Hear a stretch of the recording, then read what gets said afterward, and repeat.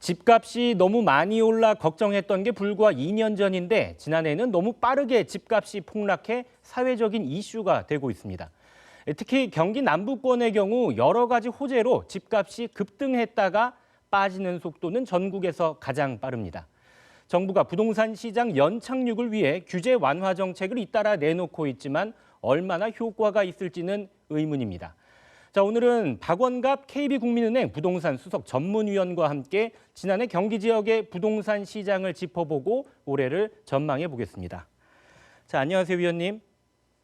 네, 안녕하십니까? 네. 자, 일단 지난해 집값 얼마나 떨어진 겁니까? 실거래가로 말씀을 드리면은 좀 더 실감을 할 텐데요. 한국 부동산은 실거래가를 보면은 10월까지요. 전국 아파트 가격이 한 10%, 서울은 한 13% 정도 하락을 했습니다. 지방은 5% 정도 떨어졌고요. 그런데 아까 말씀하신 것처럼 경기도가 한 15%로 많이 떨어졌고요.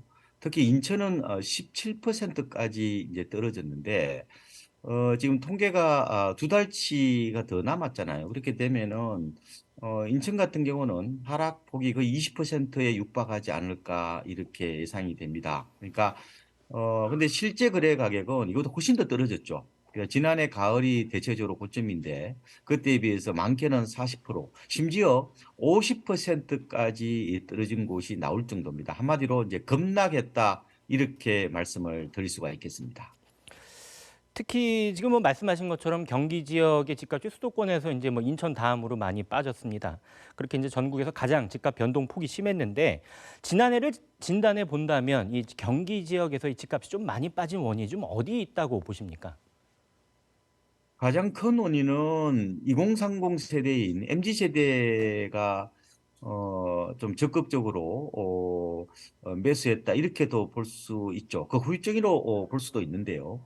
어, 작년 그러니까 2022년 부동산 시장의 키워드가 탈서울 내 집 마련 수요였습니다. 이게 폭발했죠. 그러니까 이러다 보니까 수요가 몰리고 가격이 많이 오르다 보니까 이제 어떻게 보면 부풀려진 거죠. 근데 이제 고금리 충격이 다가오니까 집값이 이제 바닥 모르게 흘러내리는 양상 이렇게 볼 수가 있죠. 그러니까 MZ 세대 입장에서는 서울의 집값이 너무 비싸니까 좀 싼 데가 없을까 이렇게 해서 찾은 곳이 이제 경기나 인천 지역이라고 보면 되죠. 그게 뭐 요사이 말하는 연끌 비투든 아니면 갭 투자든 좀더 공격적으로 투자를 했다 이렇게 보면 되고 GTX에 대한 과도한 기대도 집값을 부풀리는 주요한 원인이었다 이렇게 볼 수가 있거든요. 그래서 최근에 집값이 많이 하락한 곳이 뭐 안양 동안구나 수원 영통구나 화성 이런 쪽들이 거의 GTX A, B 노선하고 또 C 노선하고도 많이 맞물려 있다는 거죠. 그러니까 결국은 세상 이치는 간단한데 많이 오르면은 많이 떨어진다 이런 것을 여실히 보여준다 이렇게 말씀을 드릴 수가 있겠습니다. 그렇다면은 지금의 이 하락세를 급등한 시장에 대한 조정으로 봐야 하는 건지 아니면은 올해는 다시 좀 반등할 수 있는 여지가 있는 건지 어떻게 전망하고 계십니까? 올해 반등은 좀 어려울 것 같고요. 지금은 조정은 조정인데 이 가격 조정과 기간 조정을 동시에 어떻게 보면 겪고 있다 이렇게도 볼 수가 있을 것 같습니다. 그래서 연구기관들도 대체적으로 새해에는 집값이 하락할 것으로 보고 있고요.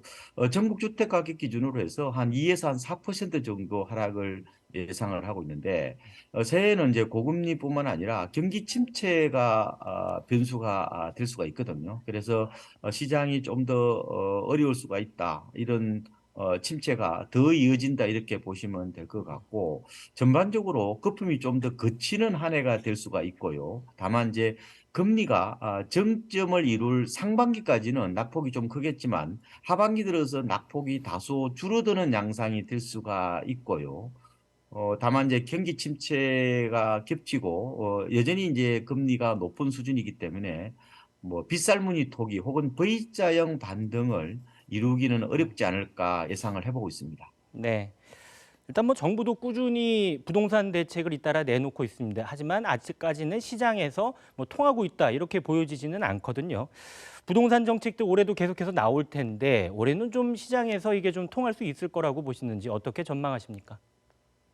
그렇습니다. 새해도 정부 정책이 시장의 주요한 변수 중에 하나인데요. 근데 정책은 이게 한 번 나와서 효과를 발휘하기보다 누적적이어야 약발이 먹힌다 이런 얘기가 있거든요. 그래서 정책을 이제 계속 내놓고 있는데 지금 당장은 시장에 큰 반응이 없을 겁니다. 그런데 이제 금리 인상 랠리가 어느 정도 마무리되면은 정책적 효과와 맞물려서 아마 급금 매물을 중심으로 거래가 약간은 되지 않을까 이렇게 예상을 하고 있고요. 그래서 전반적으로 정책은 시장을 상승 반전시키기보다는 낙폭을 다소 줄이는 연착륙 효과는 가능하지 않을까 생각이 됩니다. 다만 전반적으로 봤을 때 매수 심리가 여전히 지금 침체되어 있기 때문에 새해에도 뭐 거래가 크게 늘어나기는 어렵지 않을까 예상을 해보고 있습니다. 네, 여기까지 듣겠습니다. 오늘 말씀 고맙습니다.